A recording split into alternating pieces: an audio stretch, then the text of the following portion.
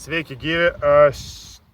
Šiemet norim pratęsti Merkio maratono Merkio žvaigždžių seriją. Tai turim trečią seriją ir turim svečią Viktorą. Viktoras Granickis. Jį turbūt pristatyčiau kaip Vievio ir Klaimo mafijos krikštatėvį. Bent jau liaudyje žinomas kaip pravardė Viktoriukas. Tai va, ir dėl ko sugalvojau, kad noriu Viktorą pakalbinti, todėl kad esi turbūt tas pats tikriausias turistas vadinamas vandens, nes mes labai akcentuojam, kad kad Merkio maratone dalyvauja ne tik sportininkai, bet mus labiausiai džiugina turistai, kurie atvažiuoja su savo laivais. Tai Viktorai, kaip tavo repertuare atsirado Merkys apskritai? Na, šiaip, kaip kažkada minėjo Darius, kad Jovanachiris tai bepročių kalvė. Tai ko gero, nuo to buvo pradžia ir pastebėjau, kad tai tikrai yra bendruomenė, su kuria verta būti kartu. Ir tai palaipsniui tada Dipolis ir Merkys.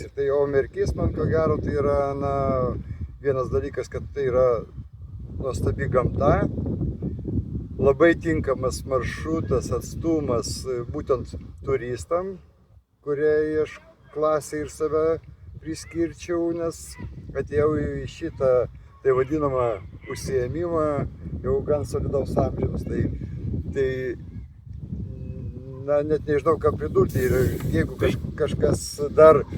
kažkas dar galvoja, ar tai verta, tai tikrai yra verta, nes tai...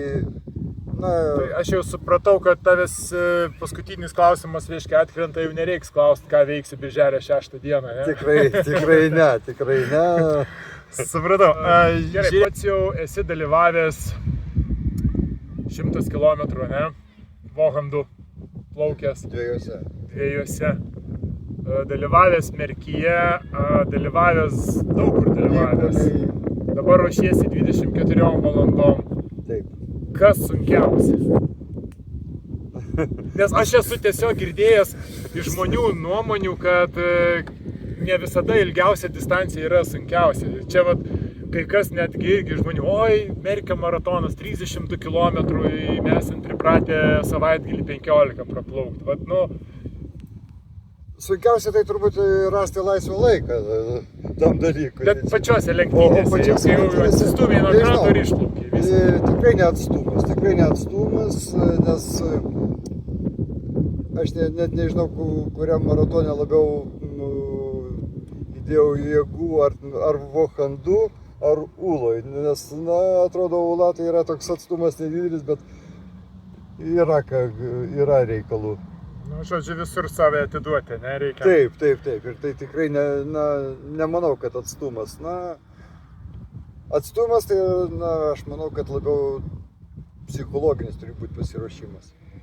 Žiūrėk, mane dar vienas dalykas labai žavi su tavim susijęs.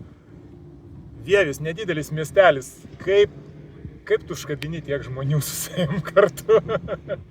Kad ir iš tų, kurie už kadro dabar va čia. Nežinau, paprasčiausiai gal, tas ežeras, vanduo, mus tai sieja šalia Neris, net nežinau kodėl, bet... Įsirinkom čia tokią įdomią vietą tarp įtvirtinimų. Čia, kaip suprantu, greitų metu atsiras keliem tūkstančiam žiūrovų pritaikytos tribūnos. Ir laukia kažkoks dar įdomus šiemet naujas renginys. Jo, rugpjūčio 22 Vievyje organizuojam baidarių maratoną, Vievio taurė. Tai reiškia, visas tas dalykas vyktų būtent šitame ežere. Maratonas būtų, reiškia, irgi suskirstytas į klases, turistų klasė, tai būtų nuomojamas baidarės. Ir sportininkų, kuriem tai būtų biški kitos rungtys, sudėtingesnės, įdomesnės ir su malonumu visus pakviestum. Ir šitie prieštankiniai įrengimai, kaip supratau, čia bus prabėgimas, ne, kaip tik persinešimas. Jo. Tai čia būtų, reiškia, šalia ir ta starto vieta ir sportininkam tai būtų 2 prabėgimai. Tai būtų 3 ratai su 2 prabėgimais. Tai jau šitą vietą. Tarp kitko, Įvio ežero pavadinimas man skamba gražiau negu Įvio. Taip, aš nežinau, kodėl jisai buvo Įvio, bet kažkientais metais aš net pasitikslinau, ar tikrai jisai pakeitė. Jo, jisai dabar rašomas kaip Vievio ežeras, bet šiaip jisai visą laiką buvo Įvio ežeras. Netgi dabar matom Įvio gatvę, ne? Tai Vievio kaip ir to ežero gatvė. Nu tai ką, einam į ežerą, prasiplaukiam, patikrinam Įvio ežerą, o jau rimčiau sustiksim Merkyje, ne? Jei spaudi tu iš sostinės į Kauną ir spaudi taip, kad niekas nepavys. Prieš Elektrėnų stovi miestas Launas, kuris kadais vadinosi Vievys. Vievio miestas pagal amžių senas, bet pagal sielą trykšta jaunystė. Pairklavom Įvio ežere ir galiu pasakyti tokią išvadą, kad čia gali būti visai linksma. Tas varžybas, ypač jeigu bus vėjas. Jo, Įvio ežeriukas mėgsta dantis kartais parodyti. Jo, kartais jis labai ramus. Tai kas tikisi lengvo pasiplaukiojimo, dar nereiškia, kad taip bus. Nes jo, bangelė šiandien vėjas nedidelis, bet bangelė yra. Gerai va dabar, kai įsikibęs čia sėdžiu, tai gerai visai. O kai neįsikibęs, tai tada jau reikia kai kurios raumenukus įtempti. Jo, čia merginų dėka, drąsiai sėdė. Jo. Žodžiu, bus įdomu tą rugpjūčio mėnesį, bus įdomu čia. Bet daugiau neatskleisim faktų. Gražiai iš kur galės tas Vievis ima, tiek talentų, tik spėk apsidairyt.